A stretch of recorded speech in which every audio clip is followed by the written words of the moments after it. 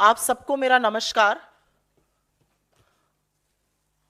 और आज अदम गोंडवी के शब्दों से ही शुरुआत करते हैं। तुम्हारी फाइलों में गांव का मौसम गुलाबी है, मगर ये आंकड़े झूठे और ये दावा किताबी है। और ये मोदी सरकार से ज्यादा किसी के ऊपर चरितार्थ भी नहीं करता है।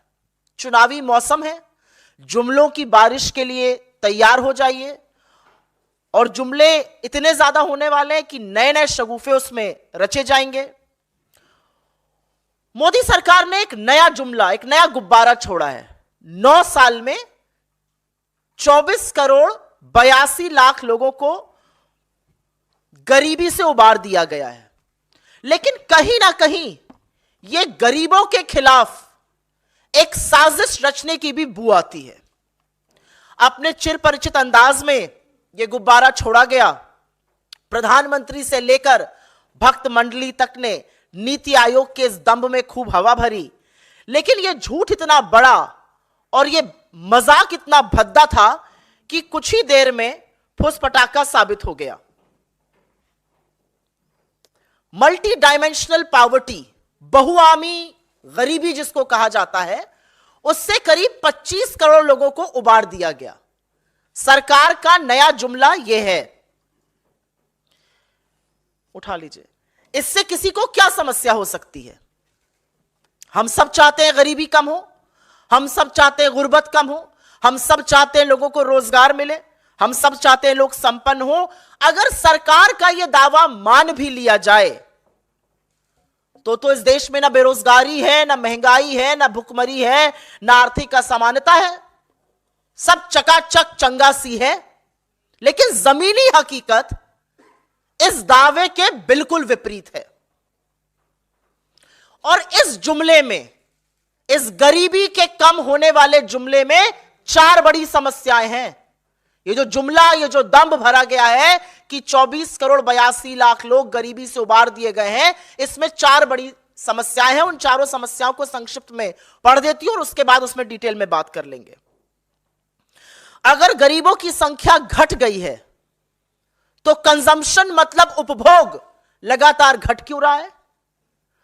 आज आप और हम अगर ज्यादा पैसा हाथ में आता है तो खर्चा करते हैं, लेकिन लगातार उपभोग इस देश में घट रहा है। अगर सरकार की ही माने और गरीबी की दर 11.7% पर आ गई है तो सरकार 11.7% का मतलब हुआ कि इस देश के 140 करोड़ में करीब सिर्फ 15 करोड़ गरीब रह गए। तो सरकार की क्या मजबूरी है? किस मजबूरी के तहत आपको 80 करोड़ लोगों को मुफ्त का राशन देना पड़ रहा है? और यहीं से साजिश की भी शुरुआत होती है और अभी उसके बारे में बात कर लेते हैं। नीति आयोग ने किस थर्ड पार्टी से यह आकलन कराया? क्या इसकी पुष्टि आईएमएफ ने, क्या इसकी पुष्टि वर्ल्ड बैंक ने, क्या इसकी पुष्टि किसी थर्ड पार्टी ने की? और अंत में सबसे बड़ी समस्या इस जुमले के साथ यह है कि नीति आयोग ने गरीबी नापने के जो स्थापित मानक हैं, जो स्थापित मापदंड हैं, जो क्राइटेरिया है, जो दुनिया भर में इस्तेमाल होता है, उससे हटकर 12 मानकों पे गरीबी नापी गई है। और यह कितनी विचित्र और कितनी विडंबना की बात है कि उन मानकों में से ज्यादातर मानक वो हैं जो सरकार की फ्लैगशिप योजनाओं पर आधारित है। लेकिन कहते हैं ना कि झूठ की जिंदगी, झूठ की जो अवधि होती है वो बड़ी कम होती है। इस सरकार की पोल इस सरकार के आंकड़े ही खोलते हैं। अभी थोड़े दिनों पहले एक ग्रोथ नंबर आया था, बड़ा सीना ठोक ठोक कर उस पर बात हो रही थी। उसी ग्रोथ नंबर पे, उसी जीडीपी नंबर में कंजम्पशन का भी डेटा आया। 4.4% इस वित्तीय वर्ष में कंजम्पशन की वृद्धि की दर है, जो 7.5% थी पिछले साल। मतलब उपभोग लगातार घट रहा है, उपभोग लगातार कम हो रहा है। और अगर इस सरकार की मानी जाए कि करीब 25 करोड़ लोग अब गरीब नहीं रहे, तो वो रोजमर्रा की दैनिक दिनचर्याओं की चीजें क्यों नहीं खरीद रहे? साबुन, तेल, कंघी, मंजन, ये सब तो दैनिक दिनचर्या रोजमर्रा की चीजें हैं। इनको बेचने वाली कंपनियां जो हैं वो हिंदुस्तान यूनिलीवर और आईटीसी जैसी कंपनियां हैं। और उस कंपनी की तिमाही दर तिमाही जो सेल्स है, जो बिक्री है, वो स्टैग्नेंट बनी हुई है। वो बिल्कुल उसमें शिथिलता है। मांग की मंदी उनके आंकड़ों में साफ दिखती है। ब्रिटानिया अपना बिस्कुट नहीं बेच पा रहा है। तो जब लोग कम गरीब हैं तो वो साबुन की टिकिया, सिर पे लगाने वाला तेल, मंजन, बिस्कुट क्यों नहीं खरीद रहे? तो साक्ष्य जो गरीबी के हैं वो सरकार के दावों के बिल्कुल विपरीत है। यह पहला पॉइंट रखना जरूरी है, क्योंकि मांग में आई मंदी साफ झलक रही है। और अगर आप ज्यादा संपन्न होंगे और कम गरीब होंगे तो आप ज्यादा चीजें खरीदेंगे, ज्यादा उपभोग करेंगे, जो इस देश का गरीब नहीं कर रहा है। 19% से ज्यादा गरीबों की संख्या घटकर अब मात्र 11.7% पर आ टिकी है। अच्छी बात है, भगवान करे ऐसा हो। भगवान करे कोई बिना अन्न और आहार के भूखे पेट सोए नहीं। 140 करोड़ की जनसंख्या है इस देश की। 80 करोड़ को, मेरे देश को इस कगार पर ले आए हैं मोदी जी की 80 करोड़ को अगर मुफ्त का राशन ना दें तो भूखमरी से लोग मर जाएंगे। तो कहीं ना कहीं यह एक्चुअली पहल है इन 25 करोड़ लोगों को फ्री के राशन से वंचित करने की। यह साजिश, यह तैयारी शुरू हो चुकी है।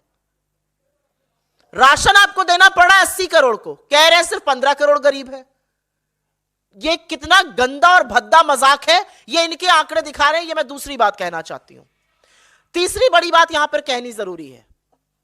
मानक बदलने से सच तो नहीं बदल जाएगा। गरीबी नापने के कुछ तरीके होते हैं, उसमें से एक है कि क्या आपको पौष्टिक आहार, क्या आपको 2 जून का रोटी नसीब हो रही है। मानक बदल दिया गया कि अगर आपके घर में टॉयलेट बनवाया है सरकार ने, शौचालय अगर बनाया है, तो आप गरीब नहीं है। कोई फर्क नहीं पड़ता कि उसके बाद आपको आहार थाली भर मिल रहा है कि नहीं मिल रहा है। अगर किसी गांव में 5 घरों में बिजली का तार खिंच गया तो पूरे गांव को इलेक्ट्रिफाइड माना जाएगा और वो गरीबी के आंकड़े में जोड़ा जाएगा, वो गरीब नहीं रहेंगे। तो 5 घरों में अगर बिजली आ गई और अगर आपके घर में टॉयलेट बन गया, कोई फर्क नहीं पड़ता आपको खाने को नसीब हो रहा है कि नहीं हो रहा है, आप गरीब नहीं रहे, आपको इस सरकार ने संपन्न घोषित कर दिया है। चौथी और बड़ी बात, क्योंकि इनकी आदत है, बड़ा शौक है इनको, जब नेहरू से छूटते हैं तो यूपीए की सरकार पर आते हैं। यूपीए की सरकार के कार्यकाल के दौरान 27 करोड़ लोगों को गरीबी की सीमा रेखा से बाहर खींचा गया। पर यह हमने अपने कमरे में बैठकर आंकड़ा निकाला और ऐसा नहीं कर दिया। वर्ल्ड बैंक ने थर्ड पार्टी की रिपोर्ट की पुष्टि की, जो स्थापित मानक है दुनिया भर में, और ये ग्लोबल इंडिसेस के चलते जब वहां से पुष्टि हुई तो माना गया कि हां 27 करोड़ लोग गरीबी की सीमा रेखा से उबारे गए। यहां पर तो अपने ही मुंह मियां मिट्ठू बन जाओ, शंखनाद कर दो, बाकी काम तो चरण चुंबकों की मंडली कर ही देगी। असलियत यह है किसका सर्वे किया गया, सर्वे का सैंपल साइज क्या था। मतलब नीति आयोग ने खुद ही अनुमान लगाया, खुद ही सर्वे कराया, खुद ही रिपोर्ट बनाई, खुद ही रिपोर्ट को प्रचारित भी कर दिया और प्रधानमंत्री से लेकर भक्त मंडली तक ने खूब भोपू बजाया उस रिपोर्ट का। और अंतिम बात, जो मूल मुद्दा है, जो लब्बो लबाब है इस पूरे गरीबी के आंकड़े का, असल में मोदी सरकार गरीबों का मखौल नहीं उड़ा रही है। वो आप जैसे समझदार मध्यम वर्ग लोगों का, बुद्धिजीवियों का उपहास बना चुकी है, इस देश का मजाक बना रही है। और कहीं ना कहीं सिर्फ आपको झूठ प्रचारित नहीं किया जा रहा है, खुद भी आंखों पर पट्टी बांधकर झूठ को घोटने का काम हो रहा है। और यह इसलिए हो रहा है क्योंकि इसी आंकड़े पर नीति निर्माण होगा, इसी आंकड़े पर योजनाएं बनेंगी, यही आंकड़ा बताया जाएगा अभी से लेकर चुनाव तक और अभी से लेकर बजट बनने तक, अभी से लेकर नीति निर्माण तक। और इसी आंकड़े के आधार पर साजिश रची जा रही है इन 25 करोड़ लोगों को उनके गरीबी के जो थोड़ी बहुत राहत सरकारें देती हैं उनसे वंचित करने की। यह साजिश है इन 25 करोड़ लोगों को जो सेफ्टी नेट भारत सरकार को देना चाहिए और देती है उससे निकालने की। इन गरीबों को ना सब्सिडी मिलेगी, ना फ्री का राशन मिलेगा। जल्दी ही ये इस सूची से बाहर निकाल दिए जाएंगे। सारी साजिश इसीलिए रची जा रही है। तो अंत में हम सिर्फ इतना कहना चाहते हैं कि गगनचुंबी इमारतों में बैठकर, एसी कमरों में बैठकर 4 लोगों को बुलाकर, भगवान जाने क्या सैंपल साइज था, भगवान जाने कहां सर्वे किया गया, क्या अनुमान लगाए गए, सरकारी योजनाओं के बल पर आपने एक सर्वे कर लिया, उसको रिलीज कर दिया। असल में ये 10 साल की मोदी सरकार की विफलताओं का सबसे बड़ा प्रमाण है कि जब आज देश चुनाव के मुहाने पर आकर खड़ा हुआ है तो ना आर्थिक असमानताओं का, ना बेरोजगारी का, ना महंगाई का, ना गरीबी का, ना गुर्बत का समाधान ढूंढना पड़ा। सरकार को झूठ का सहारा लेना पड़ रहा है। पर आप कितने भी झूठ रच लीजिए, कितने भी झूठ बोल दीजिए, यह देश जुमलों से वाकिफ है। मंडली कितना भी भोंपू बजाए, गरीब त्रस्त है। और इस मंच से, इस सरकार से एक सवाल भी है और इस सरकार से एक पुकार भी है कि गरीब के खिलाफ यह साजिश रचना बंद कर दीजिए। गरीबी पे कोई सवाल नहीं आप लोगों के पास। इतना बड़ा झूठ इस सरकार ने बोला, इतना बड़ा झूठ परोसा गया। आप लोग टीवी चैनलों से आते हैं, अखबारों से आते हैं, कितने लोगों ने उसको दिखाया, उसकी असलियत किसी ने बयां करी, किसी ने सवाल पूछा? और अगर इतना बड़ा कीर्तिमान स्थापित किया है तो मैं तो इस मंच से चुनौती देती हूं, मोदी जी अपनी वित्त मंत्री के साथ आए और एक प्रेस कॉन्फ्रेंस करें और इतने बड़े कीर्तिमान को जो उन्होंने स्थापित किया है उस पर कुछ सवाल ले लें, लेकिन ले नहीं पाएंगे। आप लोगों के पास गरीबी पर कोई सवाल नहीं है। बाहर निकाला तो इस हिसाब से जो वो 24 करोड़ लोग हैं, आप ये चाहते हैं कि सरकार जो अपना फ्री राशन दे रही है उसको भी इंट्रोस्पेक्ट करना चाहिए उनको? मैं ये कहना चाह रही हूं कि 24 करोड़ 82 लाख लोगों को जो निकालने का दावा किया जा रहा है वो झूठा है, वो गलत है, वो गलत मानकों पे आधारित है। मेरा पहला दलील यह है। और मेरी दूसरी दलील यह है कि एक साजिश रची जा रही है देश के इन 25 करोड़ करीब लोगों के खिलाफ, 24 करोड़ 82 लाख लोगों के खिलाफ, क्योंकि इसी आंकड़े के आधार पर नीति निर्माण होगा, योजना बनेगी और इन लोगों को उनके हक से वंचित किया जाएगा। और इसीलिए मैं आगाह करना चाहती हूं किसी को भी कि इन आंकड़ों से भ्रमित ना होइए और सरकार के झूठ को पकड़िए। आज तक गरीबी नापने का एक मापदंड था, उस मापदंड को आपने बदल दिया। अगर आपके घर में टॉयलेट बना है और कोई फर्क नहीं पड़ता, अगर आपके 2 बच्चों को 2 जून की रोटी नहीं मिल रही है, अब आप गरीब नहीं है। आपके गांव में अगर 5 घरों में बिजली आ गई, आप गरीब नहीं है। ये कौन से मापदंड है? और ये दुनिया भर में कहीं नहीं होता है। अपने ही मुंह मियां मिट्ठू बन लो, अपनी ही पीठ थपथपा लो, अपना ही सीना ठोक लो, ये एक नया मानक है इस देश में। सुप्रिया, आपने जो चर्चा की, जाहिर तौर पे जो इससे इम्पैक्टेड हैं, जो गरीब हैं, वो तो भ्रमित नहीं होंगे। अगर वो गरीब होंगे तो उनको में गरीबी महसूस हो रही होगी। बेनिफिशरीज एक बड़ा वोट बैंक है मोदी सरकार का, और उसकी जो स्कीमें हैं उसके तर्ज पे सरकार बीजेपी क्लेम करती है कि वो सत्ता में वापसी करती है अलग अलग राज्यों में।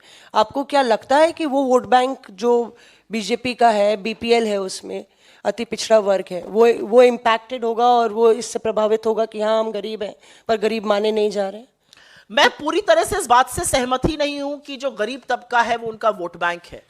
बीजेपी का एक वोट बैंक जरूर है, लेकिन उसमें सिर्फ गरीब हैं या सिर्फ लाभार्थी हैं, मेरा अपना मानना यह नहीं है, क्योंकि आंकड़े कुछ और बताते हैं। अभी चुनाव संपन्न हुए, जो एब्सोल्यूट वोट थे वो हमें ज्यादा बीजेपी से मिले, तो कहीं पर गरीब को यह लगता है कि उसके हक से उसको वंचित किया जा रहा है। आपने जो बात कही कि गरीब तो असलियत जानता है, बिल्कुल सही बात है, गरीब असलियत जानता है। गरीब एक साबुन की टिकिया और सिर पे लगाने वाला तेल और एक मंजन नहीं खरीद पा रहा है, लेकिन सरकार का कहना है कि गरीबी कम हो गई है। तो मेरा अपना मानना है कि सरकार के ये जो दावे हैं, ये जो गुलाबी मौसम बनाने की तरकीबें हैं, ये कहीं ना कहीं लोगों को धीमे से उस सेफ्टी नेट से निकाल देने के लिए है। 5 साल तक फ्री राशन आपको देना पड़ रहा है, मेरे देश को आप इस कगार पर ले आए और दम भर रहे हैं, हवा गुब्बारा चल रहा है कि गरीबी कम हो गई। अगर गरीबी कम हो गई होती तो बेरोजगारी ना होती। 2 करोड़ का दावा था हर साल रोजगार देने का, अभी तक तो 20 करोड़ रोजगार दे देने चाहिए थे। 51,000 पर्चियां मोदी जी बांट रहे हैं। जो काम डाकिया करता था वो मोदी जी कर रहे हैं, 51,000 पर्चियां बांटते हैं। अगर गरीबी कम हो गई होती तो लोग ज्यादा खरीदते, खरीद ही नहीं रहे। अगर गरीबी कम हो गई होती तो बच्चे ज्यादा पढ़ते, एनरोलमेंट्स में डिप आया है। ऐसा क्यों है? जो साक्ष्य जमीनी हकीकत है वो इससे बिल्कुल विपरीत है।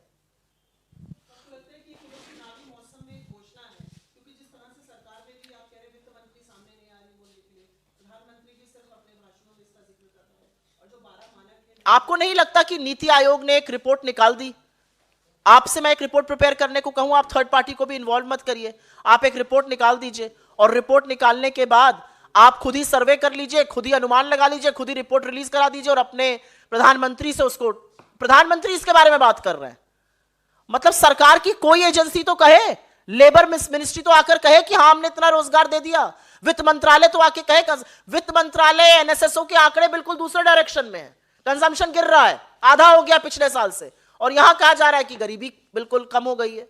तो मेरा मानना यह है कि यह झूठ जो रचा जाता है वो बड़ा हानिकारक है, लेकिन वो झूठ चुनावी मौसम में और रचा जाएगा, यह भी आगाह करना जरूरी है। जी सुप्रिया जी, वो मणिपुर के मामले पे आपसे एक सवाल है जो आप एक मिनट, आपका सवाल इस पर है, एक मिनट इस पर लेके फिर मैं आती हूं आपके पास। सुप्रिया जी, मध्य प्रदेश की पूरी आबादी लगभग 8 करोड़ है और सरकारी आंकड़े के अनुसार सरकार ने 5 करोड़ लोगों को राशन बांटे हैं, और जो नया आंकड़ा आया उसमें लगभग 2.5 करोड़ लोग गरीबी का से बाहर आए। तो क्या यह मानिए कि पूरा का पूरा मध्य प्रदेश गरीब था? वही मैं पूछना चाह रही हूं। जो राज्यों के आंकड़े आए हैं उसमें से यूपी और मध्य प्रदेश प्रमुख तौर पे बड़ा अग्रसर होता दिख रहा है, और वहां पर आपको ज्यादा फ्री का राशन बांटना पड़ रहा है। ऐसा क्यों है? हम इसका समर्थन करते हैं, राहत का काम होना चाहिए, सरकार वेलफेयर स्टेट में इसी काम करने के लिए इलेक्ट होती है, लेकिन इस तरह के झूठे दावे करके आप गरीबों का तो मजाक बना रहे हैं, आप पूरे देश को मूर्ख समझकर उनको और मूर्ख बनाने का काम बंद कर दीजिए, और अपने आप को, एक हुडविंकिंग शब्द होता है अंग्रेजी में, अपने आप को भी मूर्ख बनाने का काम बंद कर दीजिए, क्योंकि इन्हीं आंकड़ों पर आप नीति निर्माण करिएगा। जी सरकार झूठा दावा कर रहा है, सामने ही इलेक्शन है, तो ये तो अल्टीमेटली आपको ही पॉजिटिव वाइब देगा, और आप लोग इसको पॉलिटिकली कैसे, मतलब इसको चैलेंज, ये चैलेंज जो है पॉलिटिकली कैसे इसका आप मुकाबला मैं इस करेंगे? मंच से क्या कर रही हूं? मैं पॉलिटिकल चैलेंज ही तो कर रही हूं। राहुल गांधी जब भारत जोड़ो न्याय यात्रा लेके निकलते हैं और वो गरीबों से, वंचितों से, शोषितों से, स्टूडेंट से, महिलाओं से लगातार मिलते हैं, तो वो क्या कर रहे हैं? वो इन दावों का पर्दाफाशी तो कर रहे हैं। वो लोगों को न्याय दिलाने, किस चीज से न्याय की हम बात कर रहे हैं? हम सामाजिक न्याय की बात कर रहे हैं, हम आर्थिक न्याय की बात कर रहे हैं, हम राजनीतिक न्याय की बात कर रहे हैं। क्या है आर्थिक न्याय? आर्थिक न्याय यही तो है कि बेरोजगारी कम हो, आर्थिक असमानता की जो खाई हो वो पाटी जाए, महंगाई जो सिर चढ़कर लोगों की कमर तोड़ रही है उसको कम किया जाए। ये इसी सब का हिस्सा है। आज गरीब गरीब होता जा रहा है। इनकम टैक्स के आंकड़े देखिए, 5 लाख से कम कमाने वालों में ग्रोथ रेट मिनिस्क्यूल, और 1 करोड़ से ज्यादा कमाने वाले में सबसे ज्यादा वृद्धि।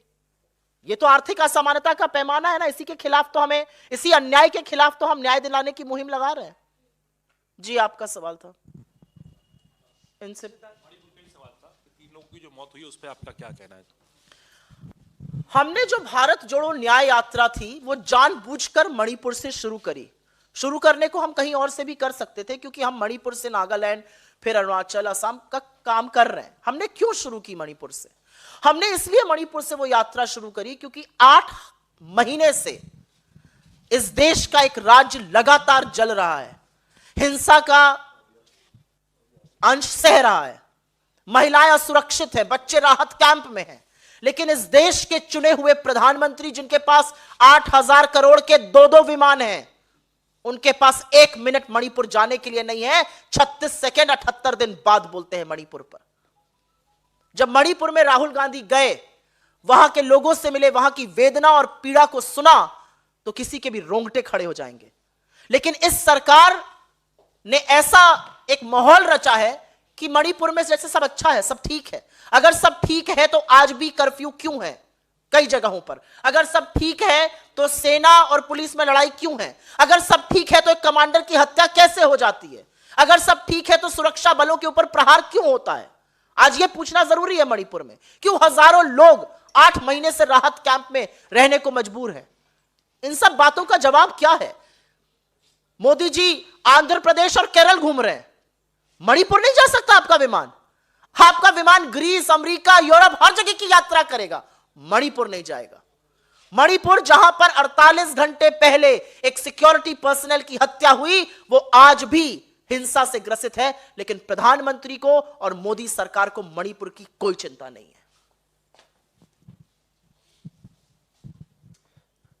सुप्रिया, ये सवाल आपके मीडिया डिपार्टमेंट से रिलेटेड है। अभी एक नोटिस हम लोग ने देखा है, जो कारण बताओ नोटिस आलोक शर्मा जी को जारी किया गया है। उनके कुछ उन्होंने बयान दिया था कमलनाथ पर। क्या किया गया? आलोक शर्मा जी को कारण बताओ नोटिस दिया गया है। उन्होंने कमलनाथ पर कुछ टिप्पणी की थी कि वो बीजेपी के साथ जो है उन्होंने कांग्रेस को हराने का काम किया मध्य प्रदेश मुझे इसके बारे में कोई जानकारी नहीं है और मैं देखूंगी ये क्या बात है और उसके बाद इस पर बिल्कुल टिप्पणी दूंगी अपनी। और एक जो मामला आ रहा है अंकिता गुप्ता का, राहुल गांधी की यात्रा असम पहुंच रही है और वहां पे पोस्टर बैनर्स लगे हैं। अंकिता गुप्ता ने कहा कि वो प्रोटेस्ट करेंगी, उन्होंने आरोप लगाया था उत्पीड़न का। श्रीनिवास आप क्या वाइस प्रेसिडेंट है उन पर?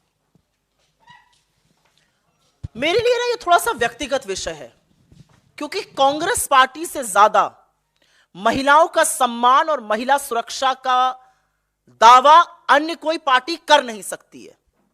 हमारे यहां जिस तरह से महिलाओं को सुरक्षित रखा जाता है, जिस तरह से उनको अभिव्यक्ति की आजादी है, वो किसी और पार्टी में नहीं है। जिस मामले का आप जिक्र कर रही हैं, क्योंकि वो कोर्ट में लंबित है, मैं उस पर बहुत कम टिप्पणी करना चाहती हूं। 10 महीने हो गए और जिस व्यक्ति के खिलाफ आरोप लगा वो तमाम बार जांच एजेंसियों के सामने उपस्थित हो गए, अपना पक्ष रख दिया। सुप्रीम कोर्ट से उनको बेल भी मिली हुई है और असलियत यह है कि असम पुलिस और असम सरकार ने 10 महीने हो गए अभी तक हलफनामा दायर नहीं किया है। तो मेरा अपना मानना है कि महिला सुरक्षा एक बहुत गंभीर विषय है, उसके साथ खिलवाड़ नहीं करना चाहिए। जो भी हेमंत बिस्व शर्मा या कोई राजनीति से प्रेरित करके करता है वो सर्वथा गलत है। कोई और सवाल? बहुत बहुत धन्यवाद आप सबका। इस देश के गरीबों की आवाज बनिए और इस बात को उन लोगों तक पहुंचाइए जिनको लगता है कि किताबी दावे कर कर, झूठे दावे कर कर वो इस देश को भ्रमित कर देंगे। बहुत धन्यवाद आप लोगों का।